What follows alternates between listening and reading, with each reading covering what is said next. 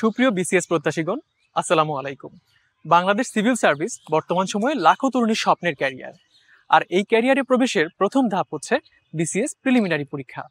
আমরা সবাই জানি আগামী 26শে এপ্রিল অনুষ্ঠিত হতে যাচ্ছে ৪৬তম বিসিএস প্রিলিমিনারি পরীক্ষা। কেমন হয় 26শে এপ্রিল এই প্রিলিমিনারি পরীক্ষার আগে যদি অনুরূপ একটি পরীক্ষা দিয়ে নিজের প্রস্তুতিকে যাচাই করা যায়, একই সাথে সারা দেশের প্রতিযোগীদের মধ্যে থেকে নিজের অবস্থান জানা যায়? হ্যাঁ, উত্তরণ আয়োজন করতে যাচ্ছে তেমনই একটি পরীক্ষা ৪৬তম বিসিএস প্রিলি সম্ভাবনা। পরীক্ষাটি অনুষ্ঠিত হতে যাচ্ছে আগামী 22শে মার্চ শুক্রবার।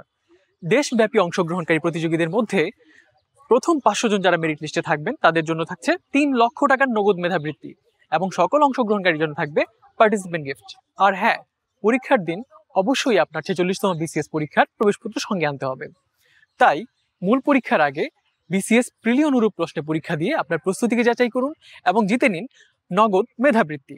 আপনাদের সবার জন্য অনেক অনেক শুভকামনা।